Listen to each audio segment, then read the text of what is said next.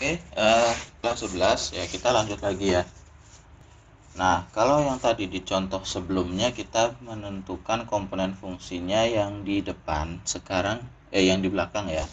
Sekarang kita akan menentukan bagaimana kalau yang ditanya justru fungsi depan atau fungsi yang dimasuki ya.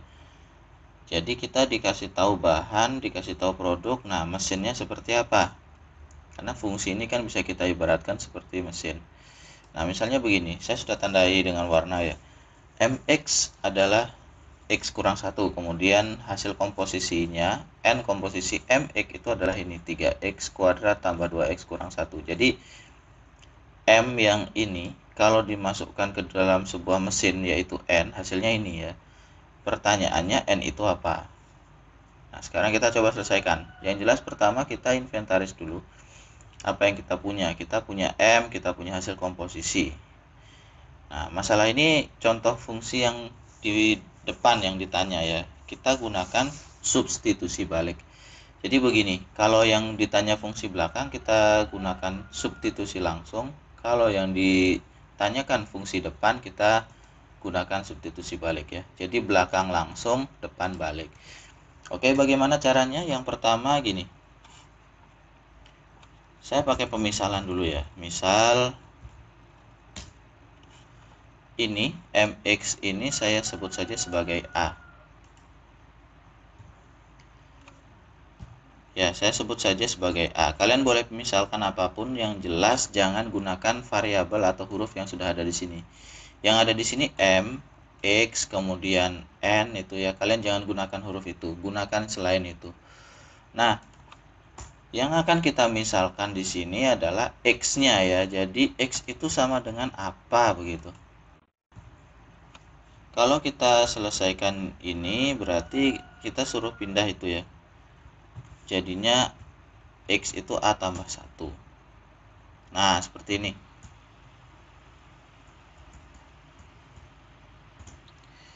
X sama dengan A tambah 1. Ini yang akan kita masukkan nanti. Makanya saya bilang substitusi balik.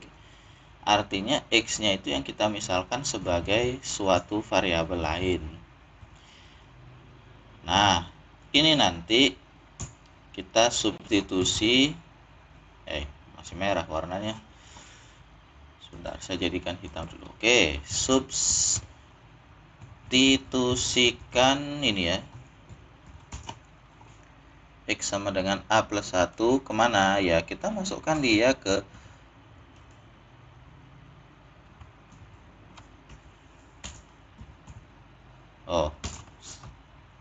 sebentar, ini masih hitam.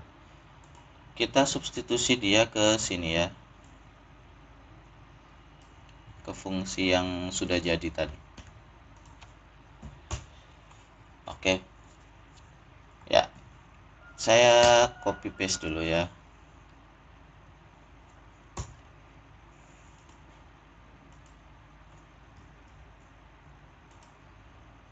Nah, N komposisi M ini kalian gunakan sifat yang sudah kita pelajari ya.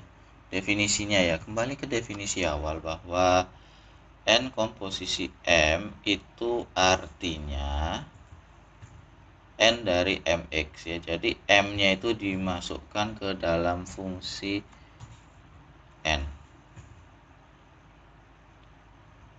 Nah, ini kalian harus kuasai baik sifat ini ya. Definisi ini. Karena ini akan jadi landasan bekerja untuk seterusnya ya. Jadi N komposisi M itu ya artinya ya. Kok hilang itu sebentar. Saya copy dulu, saya masukkan dulu ke sini.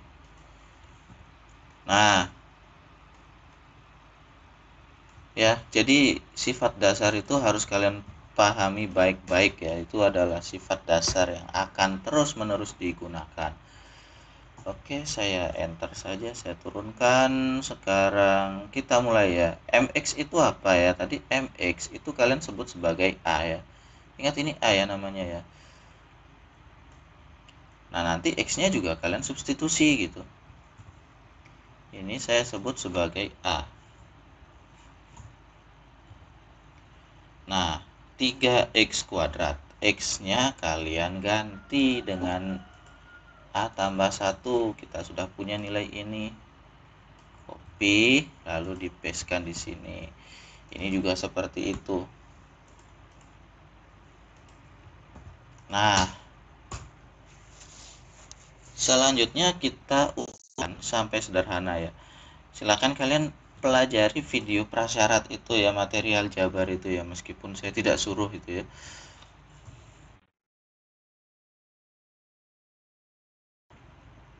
Oke, 3 kali dalam kurung, sebentar ya, harap bersabar karena ini butuh perjuangan ekstra ya. Tambah 2A. Saya tidak akan detail lagi jelasin di sini ya, karena itu sudah saya jelaskan ya. Kalian kuasai operasi aljabar dengan sebaik-baiknya, karena kita tidak butuh rumus di sini ya. Karena tidak butuh rumus berarti soalnya lebih apa ya? Lebih fleksibel untuk diubah-ubah. Nah, seperti itu sementara ya. Sekarang kita buat dia lebih sederhana. Kita sederhanakan dia sampai benar-benar sederhana. Ini kalau dikalikan semua berarti kalau dia dikalikan semua harus dapat semua itu yang di dalam, tidak boleh ada yang tidak kebagian 3. Oke, saya tulis saja langsung hasilnya ya. Berarti ini 3 kali A kuadrat itu hasilnya 3A kuadrat. Oke, kemudian 3 kali 2A itu hasilnya 6A. 3 kali 1 itu 3. Nah, seperti ini. Nah, ini juga dikalikan nanti. Berarti hasilnya 2 kali A 2A tambah 2 kali 1 2A. Itu kira-kira seperti itu ya. Kita akan buat dia semakin sederhana. Jadi suku-suku sejenis yang bisa dikumpulkan buat dia sederhana. Ini 2A dengan 6A. Kalian kalau sudah paham beberapa langkah boleh dilewati ya. Kalau sudah paham, kalau belum ya buat saja detail. Ya, kalau dia tidak pindah sama dengan berarti tandanya jangan diubah. Nah, sekarang saya sederhanakan ya. Karena A kuadrat tidak punya teman, kita beralih ke sebelahnya. 6A tambah 2A. 6 tambah 2, 8. 3 tambah 2, 5 kurang 1, hasilnya 4.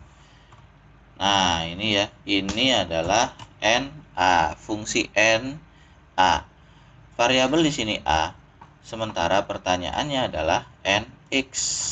Berarti kalau kalian mau mencari NX,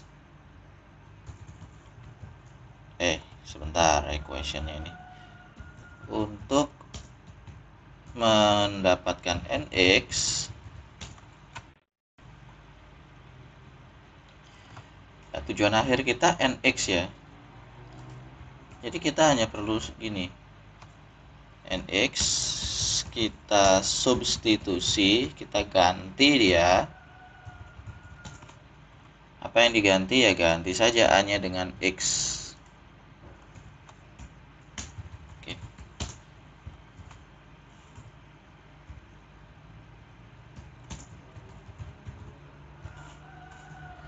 Ya, sudah hampir jadi ya, sudah hampir jadi. Ini saya hitamkan saja ya supaya jelas. Nah, apa yang akan terjadi berarti ini kita ganti saja huruf A-nya pakai X ya. Variabel A ganti dengan variabel X. Saya jadikan kok A lagi X, X, kemudian ini juga jadi X ya. Ini juga jadi X. Nah, ini dia.